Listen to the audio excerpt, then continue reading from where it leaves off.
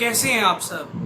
अगर आपने किसी भी तरह का लोन जैसे कि कोई कार लोन, पर्सनल लोन या होम लोन लिया हुआ है और अगर आप उस पर ईएमआई मोरिटोरियम लेने का सोच रहे हैं या पहले ही उस पर ईएमआई मोरिटोरियम ले चुके हैं तो ये वीडियो आपके लिए बहुत इंपॉर्टेंट है। इस वीडियो में मैं आपको बताऊंगा कि किस तरह से ईएमआई मोरिटोरियम का ये ऑप्शन आपके लिए बहुत बड़ा घाटे का सौदा हो सकता है। तो इस वीडियो को पूरा देखिएगा और आपको पता चलेगा कि क्या है ईएमआई मोरिटोरियम का पूरा सच। तो वीडियो को शुरू करने से पहले मैं आपको बताना चाहता हूं कि मोरिटोरियम या ईएमआई मोरिटोरियम क्या होता है। देखिए, जैसा आप जानते हैं कि मार्च के महीने में इंडिया में पूरी तरह से लॉकडाउन लागू कर दिया गया था और ऐसे में बहुत लोगों के पास ना तो सैलरी का ऑप्शन था और ना ही कोई फाइनेंशियल रिसोर्स का ऑप्शन था और उन्होंने बैंक से या किसी फाइनेंशियल इंस्टीट्यूशन से लोन लिए हुए थे। ऐसे में उनकी चिंताएं बढ़ गई थी कि किस तरह से वो अपनी मंथली ईएमआई पे करेंगे और अगर वो ईएमआई पे नहीं करेंगे तो उनके ऊपर बहुत बड़ी पेनल्टी लगा दी जाएगी। तो इसी सिचुएशन को ध्यान रखते हुए इंडियन गवर्नमेंट ने उन्हें 3 महीने मोरिटोरियम पीरियड का एक ऑप्शन दिया जिसमें उन्हें रिलैक्सेशन दी गई कि 3 महीने तक उन्हें किसी भी तरह की ईएमआई पे करने की जरूरत नहीं है। अब आप ये समझिए कि मोरिटोरियम का मतलब क्या होता है।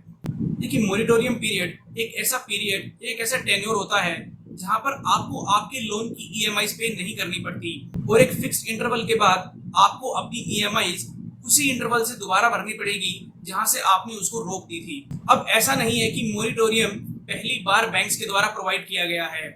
आप खुद भी चाहें तो बैंक में जाकर मोरिटोरियम पीरियड ले सकते हैं, जैसे कि एक एजुकेशन लोन में। अब मान लीजिए एक स्टूडेंट ने 2020 में 20 लाख रुपए का एक एजुकेशन लोन लिया है और वो 3 साल तक उस एजुकेशन लोन पर स्टडी करने वाला है, तो डेफिनेटली इन 3 सालों में उसकी कोई इनकम सोर्स नहीं होगी, उसके पास कोई सैलरी नहीं होगी और 3 या 4 साल के बाद जब वो कहीं जॉब लग जाएगा तभी वो अपने इस लोन को पे कर सकता है।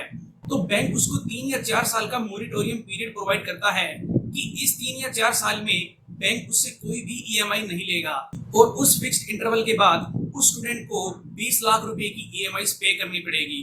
लेकिन अब बात यहाँ ये आती है कि क्या वो बैंक उससे 3 या 4 साल का इंटरेस्ट नहीं लेगा। अब खुद ये बात सोचकर देखिए, मान लीजिए आपसे कोई पैसे उधार लेता है और वो आपको कहता है कि वो आपको 3 महीने के बाद पैसे देगा, तो क्या आप उससे 3 महीने का ब्याज नहीं लेंगे? और उन 3 महीनों के बाद भी वो अगर आपसे 5 या 6 महीने का टाइम और मांगता है तो क्या आप उससे उस 5 या 6 महीनों का इंटरेस्ट नहीं लेंगे? आप उससे पूरा पूरा इंटरेस्ट लेंगे। तो फिर आप खुद सोचिए कि ये बड़े बड़े बैंक्स आपसे कोई इंटरेस्ट नहीं लेंगे। क्या वो सिंपली आपको ये कह देंगे कि ठीक है, आज आप ईएमआई मत पे कीजिए और 3 या 4 महीने के बाद आपके पास जब भी पैसा आ जाए आप आराम से हमें ईएमआई दे दीजिएगा? नहीं, बैंक ऐसा बिल्कुल नहीं करेंगे और अगर वो ऐसा करेंगे भी तो उनका पूरा का पूरा बिजनेस खत्म हो जाएगा। गवर्नमेंट ने जो पहला मोरिटोरियम पीरियड प्रोवाइड किया था वो मार्च के महीने में किया था और जो 31 मई को खत्म होने वाला है। लेकिन जैसा कि आप जानते होंगे 22 मई को हुई प्रेस कॉन्फ्रेंस में आरबीआई के गवर्नर ने फिर से 3 महीने का मोरिटोरियम प्रोवाइड कर दिया है जो कि जून, जुलाई और अगस्त के लिए अवेलेबल होगा। तो अब बात आती है कि क्या आपको ये मोरिटोरियम लेना चाहिए या नहीं लेना चाहिए, और अगर आपने पहले से मोरिटोरियम ले लिया है उस पर आपको कितने पैसे और भरने पड़ेंगे और क्या आपको आगे 3 महीने का मोरिटोरियम लेना चाहिए या नहीं लेना चाहिए, ये पूरी जानकारी मैं आपको इस वीडियो में दूंगा। तो ईएमआई मोरिटोरियम के इस ऑप्शन को समझाने के लिए मैं आपको अपनी कंप्यूटर स्क्रीन पर लेके चलता हूँ और आपको लाइव दिखाता हूँ कि किस तरह से ईएमआई मोरिटोरियम शायद आपके लिए एक अच्छा ऑप्शन नहीं है। तो अब इस चीज को समझने के लिए हम हमारे दोस्त राम की मदद लेते हैं जिसने पिछले साल ही 20 लाख रुपए का एक होम लोन लिया है।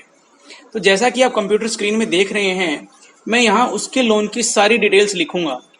तो उसने 20 लाख रुपए का एक होम लोन लिया है। अब नॉर्मली जो होम लोन्स होते हैं उन पर 7 से 8 या 8.5% का इंटरेस्ट होता है। तो हम मान लेते हैं कि उसने 7.5% के इंटरेस्ट पर ये लोन लिया है और ये लोन उसने अगले 20 सालों के लिए लिया है और उसने इस लोन पर अभी तक 12 ईएमआईज यानी कि पिछले साल की ईएमआईज पे कर दी हैं और वो अगले 3 महीने के लिए इस पर मोरिटोरियम लेने की सोच रहा है। तो आइए अब इसका रिजल्ट हम देखते हैं। जैसा कि आप देख पा रहे हैं, जो इसका फाइनेंशियल इम्पैक्ट होगा वो होगा लगभग 1,60,000 रुपए और अगर उसने पिछले 3 महीनों के लिए भी मोरिटोरियम को लिया है तो उसे लगभग 3,20,000 रुपए एक्स्ट्रा देने होंगे अपने इस लोन पर। आइए हम एक एग्जाम्पल और देखते हैं जो कि एक पर्सनल लोन का। मान लीजिए राम ने एक पर्सनल लोन भी लिया हुआ है जो कि है 5 लाख रुपए का। अब पर्सनल लोन पर लगभग 13 या 14% का इंटरेस्ट रेट होता है, तो हम यहाँ पर 14% इंटरेस्ट रेट मान लेते हैं। और उसने ये लोन अगले 5 साल के लिए लिया हुआ है और अभी तक उसने सिर्फ 5 EMIs ही पे की हैं और वो आगे आने वाले 3 महीनों के लिए इस पर मोरिटोरियम लेने की सोच रहा है। अगर वो 3 महीने का मोरिटोरियम लेता है तो उसे लगभग 35,000 रुपए एक्स्ट्रा पे करने होंगे, जिसमें 3 EMIs एक्स्ट्रा ऐड हो गई हैं। और अगर वो 6 महीने के लिए इस मोरिटोरियम को लेता है तो उसे 70,000 रुपए एक्स्ट्रा देने होंगे सिर्फ इन 3 महीनों के लिए। तो अब आपने खुद अपनी आंखों से देखा कि किस तरह से ये रिलैक्सेशन पीरियड आपसे आपके बहुत सारे पैसे ले जाएगा। तो अब बात आती है कि अगर आपकी फाइनेंशियल कंडीशन उतनी सही नहीं है और आप EMI नहीं भर सकते, तो ऐसी सिचुएशन में आपको क्या करना चाहिए। इस सिचुएशन को अच्छे से समझाने के लिए मैं फिर से आपको अपनी कंप्यूटर स्क्रीन पर लेके चलता हूं और आपको एक अच्छा सॉल्यूशन बताता हूं कि किस तरह से आप मोरिटोरियम लेने के बाद भी अपने बहुत सारे पैसे बचा सकते हैं। तो आइए अब हम फिर से अपने दोस्त राम के पास चलते हैं और देखते हैं उसके पास दूसरा क्या ऑप्शन है। अगर आप दूसरे ऑप्शन में यहाँ देखेंगे तो फाइनेंशियल इम्पैक्ट लगभग 68,000 रुपए है, जबकि आपने मोरिटोरियम भी लिया हुआ है। ये ऐसा इसलिए हुआ क्योंकि इस ऑप्शन में हमारे लोन का टेन्योर नहीं बढ़ा, बल्कि सिर्फ हमारी EMI बढ़ गई। जहां पहले हम 16,112 रुपए भर रहे थे, हमें अब से 16,414 रुपए भरने होंगे। हर EMI में सिर्फ 300 रुपए का फर्क पड़ेगा, लेकिन ये 300 रुपए का फर्क आपके लगभग 1 लाख रुपए बचा लेगा इस 3 महीने के मोरिटोरियम के लिए। तो अगर आप मोरिटोरियम लेना चाहते हैं तो आप कोशिश कीजिए कि आप अपने लोन का टेन्योर नहीं बढ़ाएं, बल्कि सिर्फ अपनी EMI बढ़ा लें और इस छोटे से फर्क से आपके लाखों रुपए बच सकते हैं। तो आशा करता हूं कि अब आप समझ गए होंगे कि EMI मोरिटोरियम का ये ऑप्शन आपके लिए कितना अच्छा है और कितना बुरा।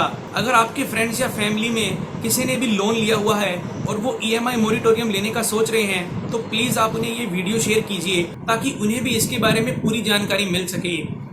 आज के लिए बस इतना ही। मैं आपसे मिलूंगा अगली वीडियो में ऐसी ही कुछ फाइनेंशियल नॉलेज के साथ। धन्यवाद।